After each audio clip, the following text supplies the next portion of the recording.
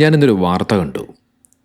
ഇസ്രയേലിലെ യുദ്ധവിമാനങ്ങൾക്ക് ഭീഷണിയായിക്കൊണ്ട് കൂട്ടം കൂട്ടമായി പക്ഷികളെത്തുന്നു. ഇത്തരത്തിൽ കൂട്ടത്തോടുകൂടി എത്തുന്ന ഈ പക്ഷിക്കൂട്ടങ്ങൾ കാരണം വിമാനങ്ങൾക്ക് അപകടം സംഭവിക്കാൻ സാധ്യതയുണ്ട് എന്നും അതിനാൽ തന്നെ പൈലറ്റുമാർ പ്രത്യേകം സൂക്ഷിക്കണമെന്ന മുന്നറിയിപ്പാണ് ഇസ്രായേൽ ഭരണകൂടം നൽകുന്നത്. ഇത് ഞാൻ വെറുതെ പറയുന്നതൊന്നുമല്ല.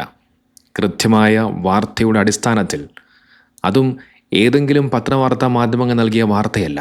ജഫീഡ് എന്ന് പറയുന്ന ഇസ്രായേലിലുള്ള പത്രവാർത്താ മാധ്യമം തന്നെയാണ് ഈ വാർത്ത പുറത്തുവിട്ടത്. ഇറാന് മുകളിൽ ഇസ്രായേലി പൈലറ്റുമാർ നേരിടുന്ന അപ്രതീക്ഷിത ഭീഷണി എന്ന തലക്കെട്ടാണ് ആ വാർത്തയ്ക്ക് അവർ നൽകിയത്. യുദ്ധമേഖലയിലൂടെ കോടിക്കണക്കിന് വരുന്ന ദേശാടന പക്ഷികൾ കടന്നുപോകുന്നുണ്ട് എന്നും സംശയാസ്പദമായ ലക്ഷ്യങ്ങളായി റഡാറിൽ അത് ഇടയ്ക്കിടെ പ്രത്യക്ഷപ്പെടുന്നതും ഇസ്രായേലി പൈലറ്റുമാരും വ്യോമ പ്രതിരോധ സംഘവും വലിയ വെല്ലുവിളി നേരിടുന്നുവെന്നാണ് ആ വാർത്തയിൽ പറയുന്നത്. ഇറാനിലേക്ക് ആക്രമണം നടത്താൻ വേണ്ടി പറന്നുയരുന്ന ആ ഫൈറ്റർ ജെറ്റുകൾക്ക് ഭീഷണിയായി മാറുന്നത് പക്ഷികളാണ്. ഒരുപക്ഷെ ഇത് പറയുമ്പോൾ മനസ്സിലേക്ക് ആദ്യം ഓടി വരുന്നത് പരിശുദ്ധ കാബയെ തകർക്കാൻ വേണ്ടി പുറപ്പെട്ട അബ്രഹത്തിൻ്റെയും ആനക്കൂട്ടങ്ങളെയും തകർത്തെറിഞ്ഞ അബാബേൽ പക്ഷികളെയാണ്. സർവ്വസന്നാഹങ്ങളുമായി വന്ന ആ കൂട്ടത്തെ ആ പക്ഷിക്കൂട്ടങ്ങൾ തകർത്തു കളയുകയാണ്. ഇവിടെ നോക്കും, മനുഷ്യരെ കൊല്ലാൻ വേണ്ടി വലിയ ആയുധങ്ങളുമായി പുറപ്പെടുന്ന ആ ഫൈറ്റർ ജെറ്റുകൾക്ക് തടസ്സമാകുന്നത് പക്ഷികളാണ്.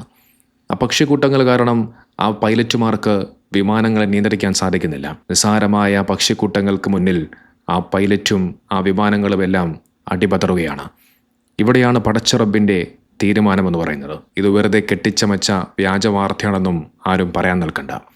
ജഫീഡ് എന്ന് പറയുന്ന ഇസ്രായേലി മാധ്യമം തന്നെ ഈ വാർത്ത പുറത്തുവിട്ടിട്ടുണ്ട്. ഇതോടൊപ്പം പറയേണ്ട മറ്റൊരു കാര്യമെന്ന് പറയുന്നത്, കഴിഞ്ഞ കുറച്ച് ദിവസങ്ങളിലായി സമൂഹ മാധ്യമങ്ങളിൽ ബെഞ്ചമിൻ നെതന്യാഹു ഇറാന്റെ മിസൈൽ ആക്രമണത്തിൽ കൊല്ലപ്പെട്ടു എന്നുള്ള വാർത്തകൾ സമൂഹ മാധ്യമങ്ങളിലൂടെ കാണാൻ സാധിക്കുന്നുണ്ട്. ഫേസ്ബുക്കിലും എക്സിലുമൊക്കെയാണ് ഇതിൻ്റെ വാർത്തകൾ കൂടുതലായി പ്രചരിക്കുന്നത്. ബെഞ്ചമിൻ നെതന്യാഹു മാത്രമല്ല, നെതന്യാഹുവിൻ്റെ സഹോദരനും പിന്നെ ഒരു മന്ത്രിയും കൊല്ലപ്പെട്ടു എന്നുള്ള രീതിയിലേക്ക് ആ വാർത്തകൾ പ്രചരിക്കുന്നുണ്ട്. ഇത് നെതന്യാഹു വ്യോമാക്രമണത്തിൽ കൊല്ലപ്പെട്ടു എന്ന് വ്ളാദിമിർ പുടിൻ എന്ന പേരിൽ എക്സിൽ പ്രചരിക്കുന്ന ഒരു വാർത്തയാണ്. ഇതേ എക്സിൽ മറ്റൊരു വാർത്തയും വന്നു. നെതന്യാഹുവിൻ്റെ മരണം സ്ഥിരീകരിച്ചു. എന്നാൽ യഥാർത്ഥത്തിൽ ഇത് റഷ്യൻ പ്രസിഡന്റ് വ്ളാദിമിർ പുടിൻ അല്ല. ഇത് വ്യാജമായി ആരോ നിർമ്മിച്ചൊരു ഫേക്ക് അക്കൗണ്ടാണ്. ആ ഫേക്ക് അക്കൗണ്ടിൽ നിന്നുകൊണ്ടാണ് ഇത്തരം വാർത്തകൾ പ്രചരിപ്പിക്കുന്നത്. കാരണം ഈ അക്കൗണ്ടിന് വെറും 10-12,000 ഫോളോവേഴ്സ് മാത്രമേ ഉള്ളൂ. റഷ്യ എന്ന് പറയുന്ന ഒരു രാജ്യത്തിലെ പ്രസിഡന്റിന് ഇത്ര മാത്രമേ ഫോളോവേഴ്സ് ഉണ്ടാവുകയുള്ളൂ എന്ന് ചിന്തിച്ചാൽ അത് ഫേക്ക് അക്കൗണ്ടാണ് എന്നുള്ളത് വ്യക്തമായി മനസ്സിലാക്കാൻ സാധിക്കും. ഇത് സമൂഹ മാധ്യമങ്ങളിൽ പ്രചരിച്ച മറ്റൊരു വാർത്തയാണ്. നെതന്യാഹുവിൻ്റെ മരണത്തിൽ ഡൊണാൾഡ് ട്രംപ് അനുശോചനം അറിയിച്ചു എന്നുള്ള തരത്തിലൊക്കെ ഈ ഒരു പോസ്റ്റും പ്രചരിക്കുന്നുണ്ട്. ഇതോടൊപ്പം നിരവധി വാർത്തകൾ പ്രചരിക്കുന്നുണ്ട്. അതോടൊപ്പം നെതന്യാഹു കൊല്ലപ്പെട്ട് കിടക്കുന്ന തരത്തിലുള്ള ചിത്രങ്ങളും സമൂഹ മാധ്യമങ്ങളിലൂടെ പ്രചരിക്കുകയും ചെയ്യുന്നുണ്ട്. ഒരുപക്ഷെ ഇതിൻ്റെ സത്യാവസ്ഥ അറിയാതെ ആയിരിക്കാം പല ആളുകളും ഇത് പ്രചരിക്കുന്നത്. അതുമല്ലെങ്കിൽ ലോകം കണ്ട കൊടും കുറ്റവാളിയായ നെതന്യാഹുവിൻ്റെ മരണത്തെ ആഗ്രഹിക്കുന്ന ആളുകൾ സന്തോഷം കണ്ടെത്താൻ വേണ്ടി പങ്കുവയ്ക്കുന്ന ചിത്രങ്ങളും വാർത്തകളുമായിരിക്കാം. കഴിഞ്ഞ കുറച്ച് ദിവസങ്ങളിലായി ബെഞ്ചമിൻ നെതന്യാഹുവിനെ പൊതുമധ്യത്തിൽ കാണുന്നില്ല എന്നുള്ളത് മറ്റൊരു വസ്തുത കൂടിയാണ്. ഒരുപക്ഷെ അതുകൊണ്ടായിരിക്കാം ഇത്തരം വാർത്തകൾ സമൂഹ മാധ്യമങ്ങളിലൂടെ പ്രചരിക്കാൻ കാരണം. നെതന്യാഹു ഇപ്പോൾ ഇസ്രായേലിലല്ല, നേരെ മറിച്ച് അമേരിക്കയിലാണ് ഇപ്പോൾ ഉള്ളത് എന്നുകൂടി പല വാർത്തകളും പറഞ്ഞു വയ്ക്കുന്നുണ്ട്. നോക്കിനി അഥവാ ഗസയിലെ 10,000-കണക്കിന് വരുന്ന പിഞ്ചുമല മക്കളെ കൊന്നൊടുക്കിയ ലോകം കണ്ട കൊടും കുറ്റവാളിയായ ക്രിമിനലായ ബെഞ്ചമിൻ നെതന്യാഹു എന്ന് പറയുന്ന ഭരണാധികാരി കൊല്ലപ്പെട്ടു എന്നിരിക്കട്ടെ. കൊല്ലപ്പെട്ട് കഴിഞ്ഞാൽ ഈ പ്രശ്നങ്ങളുടെ അവസാനിക്കുമോ?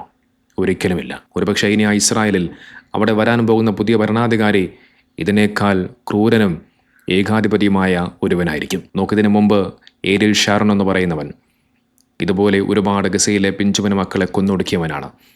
അവസാനം എങ്ങനെയാണ് മരണപ്പെട്ടത്? കിടന്ന കിടപ്പിൽ അനങ്ങാനും പോലും കഴിയാതെ ഒരുപാട് വേദനകളും പ്രയാസങ്ങളും സഹിച്ച് ഇഞ്ചിഞ്ചായി കൊണ്ടായിരുന്നു ഏരിയൽ ഷാരോൺ മരണപ്പെട്ടത്. നെതന്യാഹുവിന് അഥവാ മരണപ്പെടുകയാണ് എന്നുണ്ടെങ്കിൽ പോലും അതുപോലെ ആ പ്രയാസങ്ങളും വേദനകളും സഹിച്ച് ഇഞ്ചിഞ്ചായി മരണപ്പെടേണ്ടതുണ്ട്. കാരണം അത്രത്തോളം കൊടും ക്രൂരതകൾ നെതന്യാഹു ലോകത്തോട് ചെയ്തു കൂട്ടിയിട്ടുണ്ട്. ഗസയിലെ പാവപ്പെട്ട ജനങ്ങളോട് ചെയ്തു കൂട്ടിയിട്ടുണ്ട്. അവരുടെ പ്രാർത്ഥനകൾ അള്ളാഹു സ്വീകരിക്കാതിരിക്കുകയില്ല. അവരുടെ ശാപം നെതന്യാഹുവിനെ പിടികൂടാതിരിക്കുകയില്ല.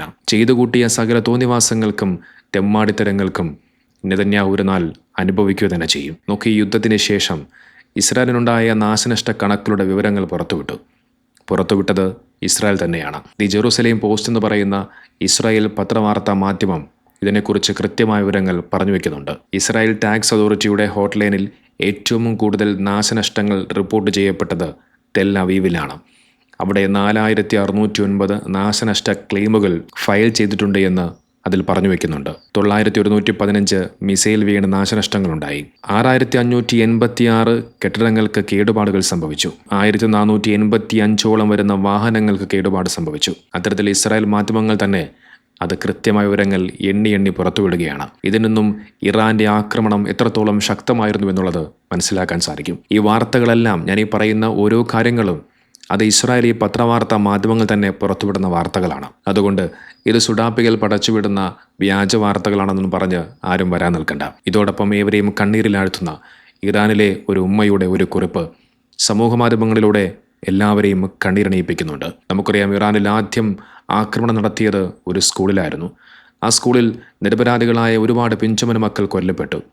അതിൽ മരണപ്പെട്ടുപോയ ഒരു കുട്ടിയെക്കുറിച്ച് അവൻ്റെ പ്രിയപ്പെട്ട ഉമ്മ എഴുതുന്ന വൈകാരികമായ കുറിപ്പായിരുന്നു അത്. തൻ്റെ മകൻ നേരത്തെ ആ മരണത്തെ മുൻകൂട്ടി കണ്ടിരുന്നു എന്നുള്ള തരത്തിൽ ആ ഉമ്മ തൻ്റെ മകനെക്കുറിച്ച് സ്നേഹത്തോടുകൂടി കുറച്ച് കാര്യങ്ങൾ അതിൽ പകർത്തി വയ്ക്കുന്നുണ്ട്. അത് ഞാനൊന്ന് വായിക്കാം. ഇറാനിലെ മിനാബ് പ്രൈമറി സ്കൂളിന് നേരെ നടത്തിയ ആ വ്യോമാക്രമണത്തിൽ കൊല്ലപ്പെട്ട 3ാം ക്ലാസ് വിദ്യാർത്ഥി മിഖായേൽ മിർദൊറാഗിയുടെ ഉമ്മയുടെ വാക്കുകളാണിത്. ഞാൻ അവന് അത്താഴം തയ്യാറാക്കി നൽകി. അത് കഴിച്ചുകൊണ്ടിരുന്നപ്പോൾ അവൻ പറഞ്ഞു, ഉമ്മ ഉണ്ടാക്കിയ ഈ ഭക്ഷണത്തിന് സ്വർഗത്തിലെ ഭക്ഷണത്തിന് രുചിയാണ്. ഞാൻ ചോദിച്ചു, മോനെ എന്താണ് ഇങ്ങനെ പറയുന്നത്? ഇതിനു മുമ്പ് നീ ഒരിക്കലും ഇങ്ങനെയൊന്നും പറഞ്ഞിട്ടില്ലല്ലോ. അർദ്ധരാത്രിയോടെ അവൻ തൻ്റെ ചുറ്റും തലയിണകൾ നിരത്തിവെച്ച് സഹോദരനോടൊപ്പം ഇരുന്നു.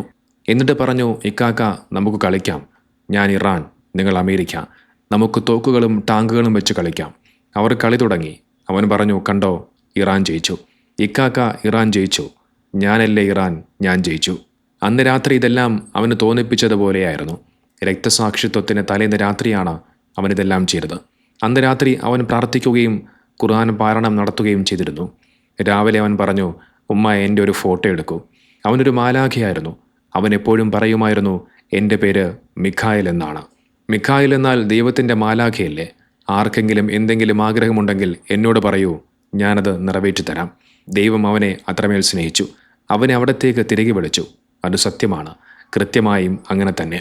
സംശയാസ്പദമായി ഒന്നുമല്ലാതിരുന്ന ആ സ്കൂളിന് നേരെ മിസൈൽ തൊടുത്തുവിട്ടത് ക്രൂരരായ അമേരിക്കയാണ്. അവർക്ക് ഞങ്ങളുടെ കുട്ടികളെ കൊല്ലണമെന്ന് മാത്രമായിരുന്നു. ഇതായിരുന്നു തൻ്റെ മകനെക്കുറിച്ച് ആ ഉമ്മയുടെ ഹൃദയസ്പർശിയായ വരികൾ. പ്രമുഖ അമേരിക്കൻ രാഷ്ട്രീയ നിരീക്ഷകനും ഇൻഫ്ലുവൻസറുമായ ജാക്സൺ ഹിങ്കിൾ എക്സിൽ പങ്കുവച്ച ഒരു കുറിപ്പായിരുന്നു ഇത്.